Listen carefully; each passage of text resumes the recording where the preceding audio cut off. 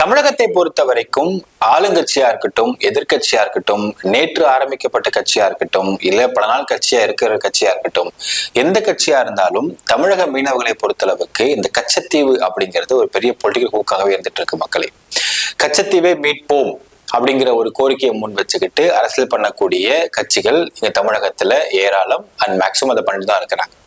இப்ப கச்சத்தீவை மீட்கிறதுக்கு central government சார்பாக பிஜேபி அரசாங்கம் முன்னெடுத்திருக்க ஸ்டெப் எடுத்து முன் வச்சிருக்கிறாங்களா அப்படிங்கிறத பத்தியும், கச்சத்தீவை தமிழகத்திற்கு மீட்டுக் கொடுக்கறதுக்கு பிஜேபி ரகசியமா ஒரு வேலை பண்ணிருக்காங்க அப்படிங்கிற தகவல் வந்திருக்கு. அதையும் டீடைலா பார்க்க போறோம் இந்த பதிவில்.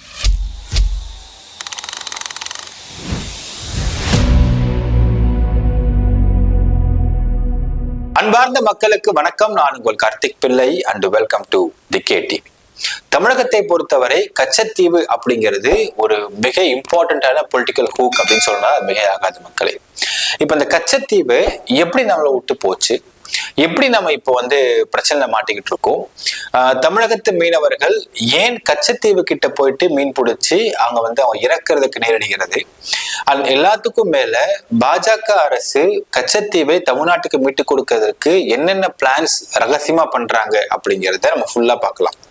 ஃபர்ஸ்ட் ஆஃப் ஆல், கச்சத்தீவு அப்படிங்கிறது என்ன அப்படின்னு பார்த்தால், இந்தியாவுக்கும் ஸ்ரீலங்காவுக்கும் இடையே இருக்கக்கூடிய ஒரு குட்டி தீவு தான் இந்த கச்சத்தீவு அப்படிங்கிற ஒரு தீவு. இதோட பரப்பளவு 285 ஏக்கர்.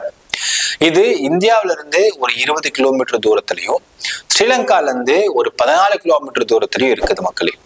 இப்ப இந்த கச்சத்தீவு ஸ்ரீலங்காவுக்கும் உரிமை இல்லாம, இந்தியாவுக்கும் உரிமை இல்லாம, ரெண்டு பேரும் காமனா யூஸ் பண்ணிக்கிட்டு இருந்த ஒரு தீவாகத்தான் ஆரம்பத்துல இருந்திருக்கு.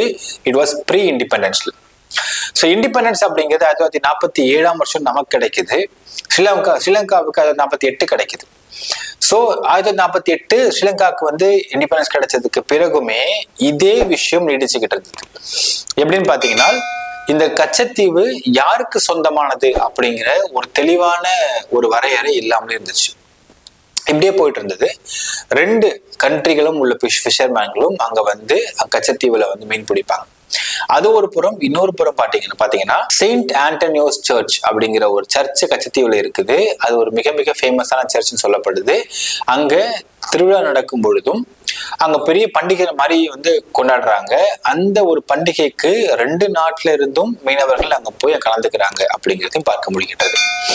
ஸோ 1974 இதை நம்ம செட்ரைட் பண்ணோம், ஒரு பார்டரை வரையறைப்படுத்தணும், நிர்ணயம் பண்ணோம் அப்படிங்கிற ஒரு முடிவுல இந்தியாவுடைய பிரைம் மினிஸ்டரான இந்திரா காந்தி அவர்களும் ஸ்ரீலங்கன் பிரைம் மினிஸ்டரான சிரிமாவோ பண்டாரநாயக்கி அவங்களும் ரெண்டு பேரும் இணைந்து ஒரு ட்ரீட்டி சைன் பண்றாங்க. அந்த ட்ரீட்டிக்கு பெயர் இண்டோ ஸ்ரீலங்கன் மேரிடைம் அக்ரிமெண்ட். என்ன முடிவெடுக்கப்பட்டதுன்னு பாத்தீங்கன்னா, கச்சத்தீவு ஸ்ரீலங்காவுக்கு சொந்தமானது அப்படின்னு ஃபர்ஸ்ட் முடிவெடுக்கிறாங்க. ஆனால் இந்த கச்சத்தீவுல இங்க இருக்கக்கூடிய செயின்ட் ஆண்டனியோஸ் சர்ச்சில் பக்தர்களா இந்தியால இருந்து சாமி கும்பிடுறவங்க வீசா இல்லாம சாமி கும்பிடலாம் அப்படிங்கிறதும், ரெண்டாவது ட்ரெடிஷ்னல் ஃபிஷிங் ரைட்ஸ் அப்படின்னு சொல்லக்கூடிய இங்க மீன்பிடி அப்படிங்கிறத எந்த விதத்திலையும் ஸ்ரீலங்கா தடை பண்ணாது இந்திய மீனவர்களுக்கு அப்படிங்கிறதையும் ட்ரீட்டியா சைன் பண்ணி அதை முடிக்கிறாங்க. பட் இந்த இடத்துல அப்போ உள்நாட்டு போர் ஒரு பக்கம் போயிட்டு இருந்திருக்கு. இந்த சமயத்துல 1976 வரைக்கும் 2 வருஷ காலகட்டங்கள்ல இங்க யாரு மீன் அதிகமா பிடிக்கிறது அப்படிங்கிற ஒரு பெரிய பிரச்சனையே போயிட்டு இருந்த காலகட்டத்தினால, இதற்கு மேல இது அப்படியே விட்டுக்கிட்டு இருந்தா இது ஒரு பிரச்சனையா மாறி இது சண்டை லெவலுக்கு போயிடும் அப்படிங்கிற காரணத்தினாலையும், அது மட்டும் இல்லாம இங்க ரெண்டு ஆஸ்பெக்ட் பார்க்கணும். இந்தியால இருந்து கச்சத்தீவு 20 கிலோமீட்டர், ஸ்ரீலங்கால இருந்து கச்சத்தீவு 14 கிலோமீட்டர் தான். there is something called border regional stability. நம்மளுடைய பார்டர் எந்த வரைக்கும் இருக்கு அப்படிங்கிறதுலயும், அந்த பார்டரை தாண்டி ஒரு செக்மெண்ட் வரைக்கும் நம்மளுடைய ஸ்டெபிலிட்டி கொடுக்கணும், நம்மளுடைய பார்டர் செக்யூரிட்டி அப்படிங்கிறதையும் இதை மையமா வச்சுக்கிட்டோம். டிஸ்டன்ஸ் நமக்கு அதிகமா இருக்கிறதுனாலையும் இதை எதுக்கு தேவையில்லாம் பிரச்சனையை போட்டு உழப்பிட்டு இருக்கணும், பேசாம கச்சத்தை அவங்களுக்கு கொடுத்துற மட்டும் இல்லாம ஃபிஷிங்கு நம்ம இந்தியாக்காரங்க போய் அங்க பிடிக்க வேண்டாம், இதான பிரச்சனையே வருது. மேற்கொண்டு இந்த பிரச்சனையை மாறி மாறி இது வளர்த்துக்கிட்டே இருந்தோம்னா இது ஒரு பொலிட்டிக்கல் ஹூக்கா அப்பயே பொலிட்டிக்கல் டாபிக்கா மாறிடும் அப்படிங்கிற காரணத்தினாலையும் 1976 கச்சத்தீவுல போய் இந்திய மீனவர்கள், தமிழ்நாட்டு மீனவர்கள் மீன் பிடிப்பதற்கு தடை விதிக்கப்பட்டது. ஆனால் அந்த saint Antonio church religion wise அதை மட்டும் அவங்க வந்து விட்டு கொடுக்கல.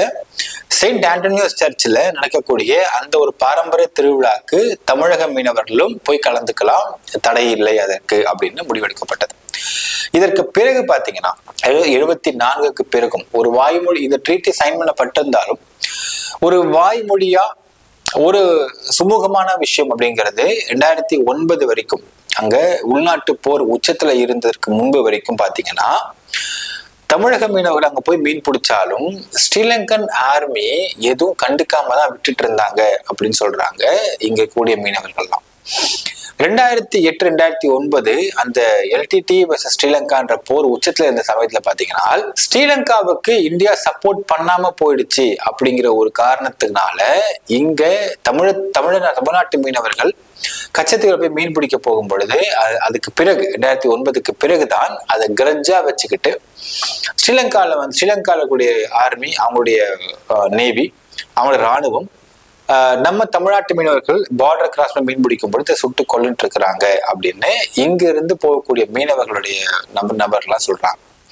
அது முன்வரை அது கிடையாது சார், அதுக்கு 2009 போருக்கு பிறகு ரொம்ப உச்சத்துல இருக்கு, அதுக்கப்புறம் தான் விகரசா கொல்ல ஆரம்பிச்சாங்க ஸ்ரீலங்கன் ஆர்மி அப்படின்னு ஒரு தகவல் சொல்றாங்க. சரி, இப்ப நம்ம அடுத்த ஒரு முக்கியமான கேள்வி இருக்கு. ஏங்க இப்போ ஒரு நாடு 2 நாடு சேர்ந்து ஒரு முடிவு எடுத்துட்டாங்க, அதுபடி அங்க வந்து ட்ரெடிஷ்னல் ஃபிஷிங் ஸ்டாப் பண்ணப்பட்டுருச்சு இந்தியாவுக்கு, எதுக்கு நம்மளால அங்க போறாங்க? இங்கேயே மீன் கிடைக்காதா? தமிழ்நாட்டுல இருந்து கச்சத்தீவு 20 கிலோமீட்டர் இருக்கு. ஸோ 20 கிலோமீட்டர் இந்த லெங்க்த்துக்கும் இங்க உள்ள டெப்த் ஆஃப் சி டெப்த்துக்கும் நமக்கு மீன் கிடைக்காதா அப்படின்ற கேள்வியை முன்னெடுத்து பாத்தீங்கன்னா மக்களே, இதை பத்தி கேட்கும்போது சொல்றாங்க சார், தூத்துக்குடி, கன்னியாகுமரி போன்ற இடங்கள்ல பாத்தீங்கன்னா மீன்பிடி தொழில் செய்யறவங்க 2 விதத்துல இருக்கிறாங்க அப்படின்றாங்க.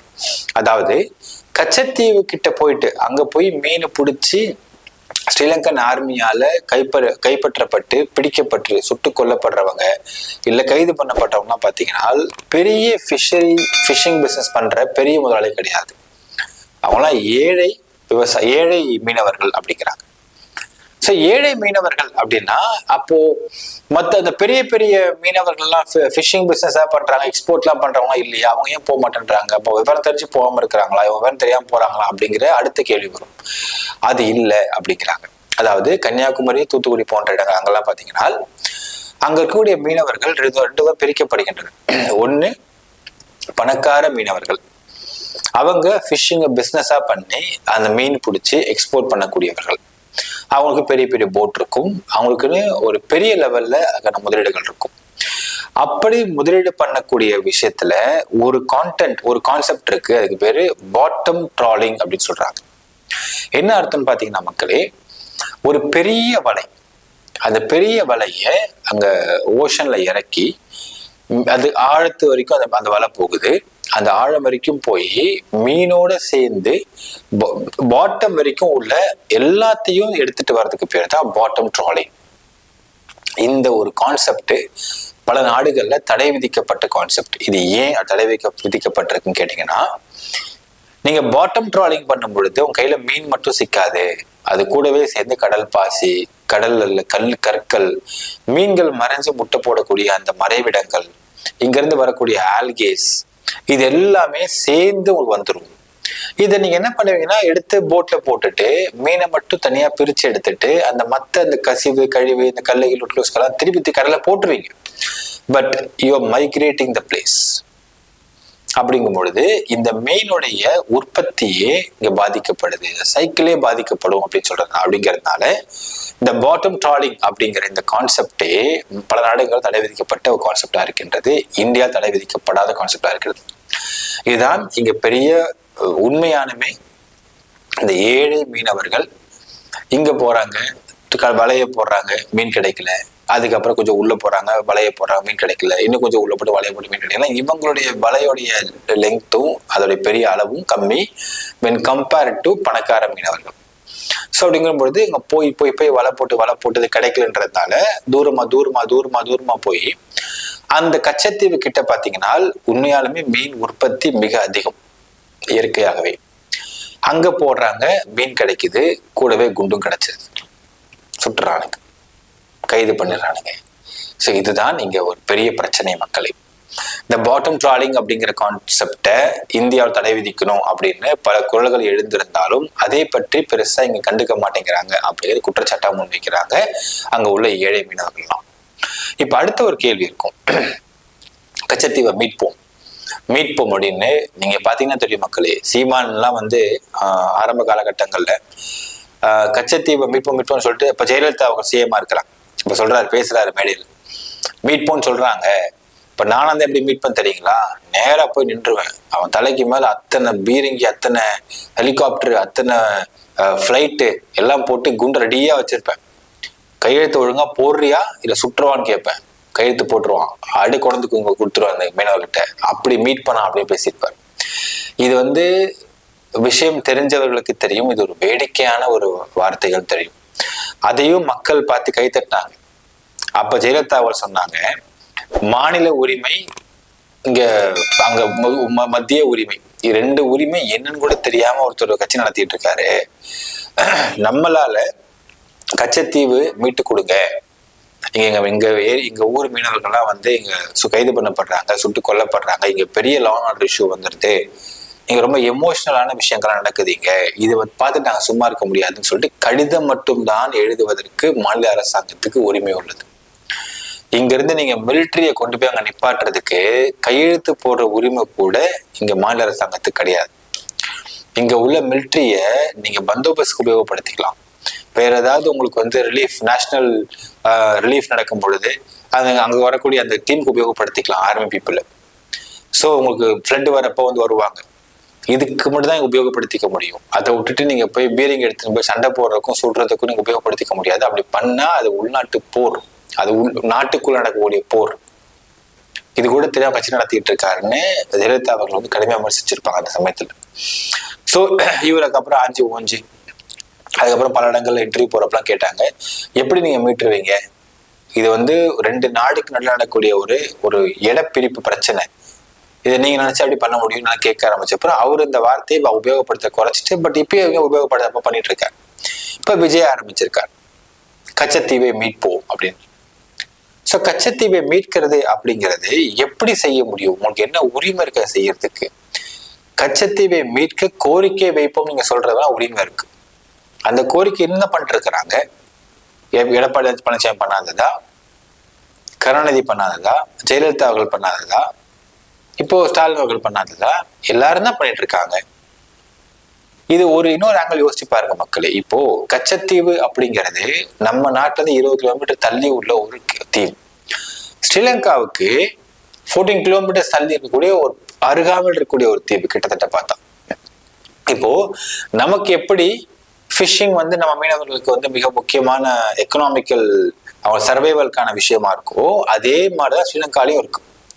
ஸ்ரீலங்காவில் உள்ளவர்கள் கச்சத்தீவு கிட்ட வந்து மீன் பிடிச்சிட்டு போறதுனால அவங்களோட எக்கானமி டெவலப் ஆகுது, அவங்க வாழ்வாதாரம் இன்க்ரீஸ் ஆகுது. ஸோ அவங்க வாழ்வாதாரத்துக்கு மிக முக்கியமான மூலமா இருக்கக்கூடியது கச்சத்தீவும் சுத்தி உள்ள மீன்களும் தான். அப்போ நம்ம ஆட்கள் வந்து கொடுத்த ஒரு தீவை திரும்ப வாங்குன்னு கேட்கிற மாதிரி அங்க உள்ள கவர்மெண்ட் என்ன சொல்லுவாங்க, நம்ம வாங்கியாச்சுப்பா, உங்களுக்கு தான் இது எல்லாமே, கவலைப்படாதீங்க, வச்சுக்கோங்க, வச்சு நீங்க வாழ்வாதாரத்தை பார்த்துக்கோங்கன்னு தான் சொல்லுவாங்க. இப்போ திடுதிப்புன்னு அங்க உள்ள ஏதோ ஒரு பிரைம் மினிஸ்டர் எழுதி கொடுத்துட்டாருன்னா அது ஆட்சிக்கே வந்து வேட்டை அமையாதா? அங்க உள்ள ஃபிஷர்மேன் கூட ஒண்ணு கூட மாட்டாங்களா? அவங்க எதிர்த்து கோஷம் போட மாட்டாங்களா? நீ ஏன்டா கொடுத்தும் கேட்க மாட்டாங்களா? இதுல எவ்வளவு விஷயங்கள் இருக்கு பாருங்க மக்களே. இங்க உள்ளவங்க அசால்ட்டா அதை வந்து இங்க உள்ள மாநில அரசாங்கத்துல ஸ்டேட் கவர்மெண்ட்ல பாத்தீங்கன்னா ஸ்டேட்ல இருக்கக்கூடிய அந்த சிறு சிறு கட்சிகள்லாம் வந்து ரொம்ப ஈஸியா பேசிட்டு போயிடுறாங்க. இதை உள்ள ப்ராக்டிக்கல் டிஃபிகல்ட்டி என்ன அப்படிங்கிறத பத்தி யாரும் புட்டு வைக்கிறது கிடையாது. ஸ்ரீலங்காவுடைய ஃபிஷர்மேன்களுக்கு வாழ்வாதாரமே இந்த கச்சத்தீவு தான் அப்படின்னும் பொழுது அதை எப்படி அந்த அரசாங்கத்துல உள்ளவங்க நம்ம நாட்டுக்கு எழுதி கொடுத்துருவாங்க? எழுதி கொடுத்துட முடியுமா? அதை ஈஸியா கொடுத்தா அவங்களுடைய ஆட்சி அங்க கவுந்துராதா? இப்பதான் அவங்க வந்து பெரிய எக்கனாமிக்கல் செட்பேக்ல இருந்து ஸ்லோவா வெளியே வந்துகிட்டு இருக்கிறாங்க. இத்தனைக்கும் பயங்கர கடன்ல இருக்கிறாங்க ஸ்ரீலங்கா. அப்போ கச்சத்தீவை கொடுத்துட்டோம்னா இங்க உள்ள ஃபிஷர்மேன்லாம் என்ன பண்ணுவோம் அடுத்த வாழ்வாதாரத்துக்குன்ற பயம் வந்துடாதா? எவ்வளவு விஷயங்கள் அடங்கி இருக்குன்றத பாருங்க. இன்னொரு ஆங்கிள், சரிங்க அப்படி சுமூகமா பேசி டிடி சைன் பண்ணி நம்ம சரி 2 பேரும் மீன் பிடிச்சிக்கோங்க, ஒன்றும் பிரச்சனை இல்லை, தாராளமா 2 பேரும் மீன் பிடிச்சிக்கோங்க நம்ம சொல்லி சொன்னாலுமே இங்க இப்போ இங்க கூட தமிழக மீனவர்கள் அங்க போறாங்க, ஐயோ உங்களால் தானே அங்க சுட்டான், நீங்க வருவியான்னு சொல்லிட்டு சண்டை போட்டு அங்க ஏதாவது பிரச்சனை வந்ததுன்னா யார் அதை பாக்குறது? எப்படி பார்க்க முடியும் அங்க போயிட்டு? இதுல எவ்வளவு சிக்கல் இருக்குன்றத பாருங்க மக்களே. சோ இத வந்து மீட்டு கொடுக்கறதுன்றது it is not a easy task. It's a biggest task. இது வந்து அவங்களும் கொடுக்கணும், ஸ்ரீலங்கன் ஃபிஷர்மேனும் இதை எதிர்க்க கூடாது. இதை விட இன்னொரு இடம் பெட்டரா இருக்கு நமக்கு, அங்க போய்க்கலாம் அப்படிங்கிற ஒரு ஆல்டர்னேட் பார்க்கணும். அந்த ஆல்டர்னேட் இடம் அப்படிங்கிறது ஃபிஷர்மேன் கன்வின்ஸ் ஆகி அந்த கவர்மெண்ட்டை குறை சொல்லாத மாதிரி இருக்கணும். ஸோ இவ்வளவு கிரைட்டீரியாஸ் இங்க இருக்குது நம்ம கச்சத்தீவை மீட்கணும் அப்படின்னா. ஸோ நாம் சில பிஜேபியில் இருக்கக்கூடிய முக்கிய பிரமுகர்கிட்ட பேசும்போது சொல்றாங்க, சார் கச்சத்தீவு மீட்கிறது அப்படிங்கிறத மோடி அவர்கள் ரொம்ப நாளா பிளான் பண்ணிட்டு தான் இருக்காரு, அதை மறைவும் பிளான் பண்ணிட்டு இருக்காரு சார் அப்படின்னாங்க. எப்படிங்க இது முடியும், எப்படி என்ன சாத்தியக்கூறு இருக்கு நான் கேட்டு சொல்றாங்க. சார் ஆர்டிகல் 370 வந்து திடீர்னு ரிவோக் பண்ணாங்க காஷ்மீர்ல, அதை எதிர்பார்த்தீங்க யாராவது? யாருமே எதிர்பார்க்கல. திடுதுப்புன்னு அதை வந்து ஒவ்வொரு நைட்ல அதை பண்ண மாதிரிதான் பண்ணாங்க. அதே மாதிரி கச்சத்தீவு மீட்கிறதுன்றது இன்னைக்கு நேற்று இல்லை சார், இது கிட்டத்தட்ட பல மாதங்களாக இந்த பேச்சுவார்த்தை ரகசியம் போயிட்டு தான் இருக்கு அப்படின்னு ஒரு தகவல் சொல்றாரு. சரி பேச்சுவார்த்தை ரகசியம் போயிட்டு இருக்கு, ஓகே, பாசிபிலிட்டிஸ் இருக்கா அப்படின்னா சொல்றாங்க, சார் அவங்க இதை விட பெட்டரா ஒரு இடம் அப்படின்றத நம்ம சுட்டிக்காட்டுற நமக்கு சொந்தமான ஒரு தீவை கொடுத்தா அதை கொடுப்பதற்கு நம்ம பேச முடியும். அந்த அடிப்படையில் பார்க்கும் பொழுது அவருடைய யுகத்துல சொல்ற விஷயம், அவரு பேசின விஷயத்த சொல்ற விஷயம், லட்சத்தீவு லக்ஷத்வீப் ஐலண்ட்ஸை ஸ்ரீலங்கா கொடுத்துட்டு கச்சத்தீவை நம்ம வந்து வாங்கிக்கிற மாதிரி தான் இந்த பேச்சுவார்த்தை போயிட்டு இருக்கிறதுக்கு வாய்ப்பு இருக்கும். ஏன்னா வேற ஆப்ஷனே இல்லை நமக்கு. அங்க சுத்தி ஸ்ரீலங்கன் மீனவர்களும் போய் மீன் பிடிக்கக்கூடிய ஒரு இடமாகவும் அழகாகவும் அது அவங்க டூரிஸ்ட் பிளேஸ் ஆகவும் எல்லாமாவும் இருக்கக்கூடிய லட்சத்வீப் ஐலண்ட்ஸ். கச்சத்தீவை விட லட்சத்வீப் ஐலண்ட்ஸோடைய income generating points, tourist spot இதெல்லாம் கொஞ்சம் அதிகமாவே இருக்கும் கம்பேரிட்டிவ்லி. அப்போ இதை விட அதிகமா பெனிஃபிட் இருக்கிற ஒரு பொருளை கொடுத்துட்டு இந்த பொருளை கேட்டா கொடுக்கறதுக்கு வாய்ப்பு இருக்கும். லட்சத்வீப் ஐலண்ட்ஸ் தான் அநேகமா வந்து நம்ம தாராவாத்தி கொடுத்துட்டு கச்சத்தீவை மீட்கிற மாதிரி இருக்கும் அப்படின்றதுதான் இப்படிதான் பேசிக்கிட்டு இருப்பாங்க, உள்ள பேச்சுவார்த்தை போயிட்டு இருக்கும் அப்படிங்கிறதான் அவர் விசாரிச்ச தகவல்ல ஒரு தகவலாக இருக்கின்றது மக்களே. இப்ப நாங்க எப்படி சார் இது வந்து எப்ப வரும்னு கேட்டப்ப சொல்றாங்க, எப்பெல்லாம் தெரியல சார், திடுதுப்புன்னு ஒன் ஃபைன் நைட் அறிவிப்பு வரலாம், நெக்ஸ்ட் டேல இருந்து இது முடிஞ்சிச்சுன்னு சொல்லி வரலாம். ஸோ இதுதான் நடப்பதற்கு வாய்ப்பு இருக்கு. ஆனால் நீங்க பிஜேபியும் இங்க தமிழ்நாட்டுல கால் ஊன்றதுக்கு, இங்க டீப்பா இறங்குறதுக்கு, இங்க உள்ள மக்களை சாட்டிஸ்ஃபை பண்றதுக்கும், இங்க உள்ள மக்களை கன்வின்ஸ் பண்றதுக்கும் தே நீட் சம் பாயிண்ட். அந்த பாயிண்டாக இந்த கச்சத்தீவு மேட்டரை பாக்குறாங்கன்றதும் உண்மை. இப்போ இது அபிஷியலாகவே நடந்துகிட்டு இருக்குன்னு சொன்னா இங்க உள்ள பிஜேபிக்கு எதிரான கட்சிகள் என்ன பண்ணுவாங்கன்னா, இப்ப அவங்க இதை செஞ்சு கொடுத்துட்டாங்கன்னா இங்க உள்ள மொத்த ஃபிஷர்மேனோட ஓட்டு பிஜேபிக்கு போயிடுமே, அப்போ நம்ம இந்த இடத்துல ஃபெயில் ஆயிடுவோமே, நம்ம ரூட் காசிங்க நம்ம ரூட்டிங் கம்மி ஆயிடுமே அப்படின்னு பார்ப்பாங்க. ஸோ அதனால அவங்க வேற ஏதாவது ஒரு குழப்பம் பண்றதுக்கும் வாய்ப்பு இருக்கு. ஸோ அதனால கூட வெளியே சொல்லாம இருக்கலாம் பிஜேபி இந்த வேலையை பார்த்துட்டு இருக்கிறத, பட் வேலை போயிட்டு இருக்கு அப்படின்னு ஒரு தகவல் சொல்றாங்க மக்களே. ஸோ இஃப் இன்ஃபேக்ட் இதுல வந்து ஒரு விஷயம் நம்ம வந்து புரிஞ்சுக்க முடியுது என்னன்னா, BJP wants to set their roots in Tamil Nadu. அதுல இப்போ பெரிய பிரச்சனையா போயிட்டு இருக்க விஷயம் கச்சத்தீவு பிரச்சனை தான். ஸோ இந்த பிரச்சனையை வந்து முடிவு கொண்டு வந்துதான் அவர்கள் இங்க தமிழ்நாட்டுல வேற ரொம்ப ஸ்ட்ராங்கா போடுறதுக்கு பார்ப்பாங்க அப்படிங்கிறதும் நிதர்சனமான உண்மை. ஸோ அந்த விஷயம் நடந்துகிட்டு இருக்கு அப்படிங்கிறதையும் பார்க்க முடிகின்றது. நடந்துகிட்டு இருக்குன்ற கிடைக்கிற தகவலும் நம்பகத்தன்மையான தகவலாக இருக்கின்றது மக்களே. ஸோ ஒன் ஃபைன் டே எடுத்துப்போம் லட்சத்வீப் ஐலண்ட்ஸை வந்து நம்ம ஸ்ரீலங்கா தாராவாத்தி கொடுத்து கச்சத்தீவை நம்ம எடுத்துக்கிற மாதிரியும் நடக்கலாம். இனிமே ஸ்ரீலங்காவுக்கு அங்க போய் கச்சத்தீவுல போய் மீன் பிடிக்கக்கூடிய தமிழக மீனவர்கள் இறக்காமல் இருக்க வேண்டும் நம்முடைய ஆசையாகவும் இருக்கின்றது. என்ன ஒரு குடும்பம் பாத்தீங்கன்னா, இவங்க எல்லா வேலையும் பார்ப்பாங்க. சப்போஸ் இது முடிஞ்சிச்சுன்னு வச்சுக்கோங்களேன், முடிஞ்சதற்கு பிறகு இங்க உள்ள அத்தனை கட்சிகளும் தமிழ்நாட்டில் அத்தனை கட்சியும் பாத்தீங்கன்னா, ஆளுங்கட்சி எதிர்கட்சி கட்சியை விட்டுருங்க, அவங்க வந்து லெட்டர் போடுறாங்க பண்றாங்க செஞ்சுட்டு இருக்காங்கன்ற வேற கதை. இங்க உள்ள மற்ற கட்சிகள்லாம் பாத்தீங்கன்னா பாத்தீங்களா, நாம கடிதம் எழுதணும். அந்த கடிதத்துல இந்த மாதிரி பண்ணுங்க, இதை பண்ணீங்கன்னா கச்சத்தீவு நம்ம கிட்ட கிடைச்சிடும் கடிதம் எழுதணும். அந்த மெத்தட் அப்படியே அவங்க ஃபாலோ பண்ணாங்க, கச்சத்தீவு மீட்டாங்க அப்படின்னு கூட இங்க உள்ள சில கட்சிகள்லாம் போஸ்ட் அடிக்கிறதுக்கு வாய்ப்பு இருக்கு மக்களே. எனிவேஸ் இங்க ஏதோ ஒரு வெற்றியை எல்லாரும் பகிர்ந்துக்கிறதுக்கு ரெடியா தான் இருப்பாங்க அரசியல் ரீதியா. ஆனா ஒரு விஷயம், கச்சத்தீவு இங்க அரசியல் ஹூக்கா ஆயிடுச்சு இங்க எல்லா கட்சிகளுக்குமே அப்படிங்கிறது பார்க்க முடிகின்றது. விஜய் மாதிரி ஆட்கள் இப்போ அரசியல்ல உள்ள வந்தவங்க இதோடைய ரூட் எப்படி இருக்கு, என்ன மாதிரி சிக்கல் இருக்கு அப்படிங்கிறதா உள்ளார்ந்து அலசி ஆராய்ஞ்சு பேசுற மாதிரி நமக்கு தெரியல. இது எந்த இடத்துல என்ன பிரச்சனையை பத்தி பேசினா அந்த மக்கள் திரும்பி பார்ப்பாங்க அப்படிங்கிற அந்த ஸ்டார்டம் மட்டும் யூஸ் பண்ணிக்கிட்டு பேசுற மாதிரி தெரியுது மக்களே. ஏன்னால் ஒரு பிரச்சனையை ரூட் காசை ஃபுல்லா அலசி ஆராய்ஞ்சு பார்க்கும்போது அந்த பிரச்சனைக்கு தீர்வு எப்படி கொடுக்க முடியும், என்ன மாதிரி கொடுக்க முடியும் அப்படின்ற சொல்றதுதான், அப்படி சொல்றவங்க தான் நல்ல தலைவராக மக்கள் நினைப்பார்கள். ரூட் காசை சொல்லாம மேம்போக்கா எல்லாரும் சொல்றமான அரசியல் பண்றேன் அப்படின்ற மாதிரி அரசியல் பண்ணக்கூடிய விஜய் இதை எப்படி ரூட் காசோட தெரியாம நீங்க அரசியல் பண்றீங்க அப்படிங்கிற கேள்வி எழும். அண்ட் மக்கள் இவர் ஒரு இன்டலெக்சுவலான நபர் அப்படின்றதை ஒத்துக்கவும் மாட்டாங்க, ஏத்துக்கவும் மாட்டாங்கன்றதும் புரிஞ்சுக்க முடியுது.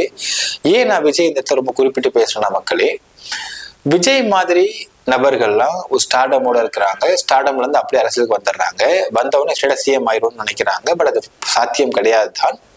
2026 அவங்களுடைய டெஸ்ட் இன்னிங்ஸா இருக்கும்னு நினைக்கிறாங்க. 2031 தான் அவங்களுடைய மெயின் இன்னிங்ஸா இருக்கும்னு நினைக்கிறாங்க. இப்படி இருக்கக்கூடிய விஜய் நம்ம எப்படி ஒரு நபரை எதிர்பார்க்கறாங்க மக்கள் அப்படின்னு பாத்தீங்கன்னா, people needs solution based leaders, not just stardom leaders. Stardom leaders அப்படிங்கிறது இந்நாளைக்கு பிரச்சாரத்துக்கு நயன்தாரா அவர்களோ இல்ல வேற யாராவது சீனியர் ஆர்டிஸ்டோ ஜோதியாவோ வந்தா கூட இல்ல ஸ்டார்டம் வந்துடும் அவங்களுக்கு. ஸோ அவங்க வந்தா கூட்டம் அதிகரிக்கும், எல்லாம் பார்ப்பாங்க, கையாட்டுவாங்க, அவங்க பேச ரசிப்பாங்க, கை தட்டுவாங்க, எல்லாம் நடக்கும். பட் அவங்க உண்மையாலுமே மக்கள் லீடர்ஸா இருக்க முடியுமா அப்படி கேட்டா டவுட், ஜீரோ. ஸ்டார்டம் என்பது வேறு, லீடர்ஷிப் என்பது வேறு. லீடர்ஸ் அப்படின்னா people expect solution out of the leaders. இதுக்கு இதான் முடியும், இதுக்கு இதான் பண்ண முடியும், இதை பண்ணா இதை மக்கள் ஏத்துக்கணும் அப்படின்னு பளிச்சுன்னு வெட்ட வெளிச்சமா பேசி மக்கள் தப்பு பண்ணாலும் மக்கள் தப்புன்னு சொல்லக்கூடிய நபர்களைத்தான் people will accept as leaders. இந்த விஷயத்துல பார்க்கும் பொழுது திரு விஜயகாந்த் அவர்கள் அரசியல்ல உள்ள என்ட்ராகிறாரு. அரசியல்ல இப்பதான் அவருக்கு ஒரு பெப் கிடைச்சிக்கிட்டு இருக்கு. அந்த சமயத்தை ஒரு கூட்டத்துக்கு போறாரு. அந்த கூட்டத்துல மக்கள் அப்படியே ஒரு மாதிரி குவியறாங்க. துண்டை எடுத்து வச்சு எல்லாம் பட்டு அடிச்சு எல்லாரையும் துண்டு எடுத்து அடிச்சு அந்த கூட்டத்தை கிளியர் பண்ணியிருப்பாரு. உண்மையாலுமே அவர் தைரியம் யாருக்குமே இல்லைன்றதான் சொல்லணும் மக்களே. ஏனால் இந்த இடத்துல நான் துண்டு எடுத்து எல்லாரையும் அடிச்சேன்னா இவன் மக்கள் என்ன நினைப்பான், என்ன ஓட்டு போடுவானா, போட மாட்டானா, என்னை கோகான்னு நினைச்சிருவானா, என்ன தப்பாவும் நினைச்சிருவானா, இமேஜ் ஸ்பாயில் ஆயிருமா, எதையுமே அவர் பார்க்கல. அவர் நம்பி ஒரு 3 பேர் ஒரு 5 பேர் என்னமோ அவங்க கூட இருப்பாங்க. அது மக்கள் குவிவாங்க. அதை டக்குன்னு துண்டு எடுத்து அடிச்சு விரட்டி விட்டுருப்பாரு. அந்த வீடியோ சமூக வலைதளத்துல இருக்க மக்கள் பார்த்தாலே மக்கள் பார்க்கலாம். சோ அப்படிப்பட்ட நபர் அதே அவர் கூட்டம் போட்டாருன்னா அத்தனை பேர் நிக்கிறான். தப்பு பண்ணா தப்பு தான் சொல்லக்கூடிய நபரைத்தான் இங்க லீடராக மக்கள் பார்ப்பார்கள். எல்லாத்துக்கும் வளைஞ்சு கொடுத்து எல்லாத்துக்கும் ஜாலரா போட்டுக்கிட்டு எது சொல்யூஷன் பேஸ்டே இல்லாத பிரச்சனைக்கெல்லாம் சொல்யூஷன் தேடி கொடுத்துருவேன்னு சொல்லி இந்த மாதிரிலாம் பண்ணக்கூடிய நபர்களை people will never see as leaders. அதாவது அரசியல்ல ஆட்சியை பிடிக்கணும், அதிகாரத்தை பிடிக்கணும்னு சொல்லிட்டு கண்டமேனிக்கே பேசி விட்டுட்டு ஆட்சியை பிடிச்சா மட்டும் போதும்பா, மத்தெல்லாம் பாத்துக்கலாம்ப்பா அப்படின்னு நினைக்கக்கூடிய நபர்கள் தோற்றுத்தான் போயிருக்கிறார்கள். அதுக்கு நிறைய எவிடன்ஸ் இருக்கு மக்களே. சோ விஜய் சொல்லக்கூடிய அந்த ஒரு கச்சத்தீவு அப்படிங்கிறது எல்லாம் மீட்பதற்கு அங்க மாநிலத்துல உள்ள எந்த கட்சிக்கும் அதிகாரம் கிடையாது. அதிகபட்சம் அவங்க லெட்டர் போடலாம், அவ்வளவுதான். அவங்க லெட்டர் பேட்ல அது ஆளுங்கட்சியோ எதிர்கட்சியோ நேத்தி ஆரம்பிக்கப்பட்ட கட்சியா இருந்தாலும் சரிதான். இதனை பிஜேபி கிட்டத்தட்ட ரகசியமாக பல மாதங்களாக இந்த பேச்சுவார்த்தை நடத்திக்கிட்டு இருக்கிறாங்க அப்படிங்கிற தகவலும் கிடைக்கப்பெறுகின்றன. கச்சத்தீவு நம்ம கிடைக்க வேண்டும் என்றால் அதற்கு மாறாக அதை விட பெட்டராக, அதை விட அதிக ரெவென்யூ சோர்ஸ் உள்ள இன்னொரு தீவை நாம் தாரை வார்த்து கொடுக்க வேண்டும் ஸ்ரீலங்காவுக்கு. அப்போனாதான் அவங்க அதை ட்ரீட்டி சைன் பண்ணுவாங்க. ஏன்னா அப்பதான் அவங்க மக்கள் கன்வின்ஸ் பண்றதுக்கு முடியும் அந்த பிரைம் மினிஸ்டர். இதுதான் ப்ராக்டிக்கல் டிஃபிகல்ட்டி மக்களே. நினைக்கிறேன் கமெண்ட்ல மென்ஷன் பண்ணுங்க. நன்றி, வணக்கம்.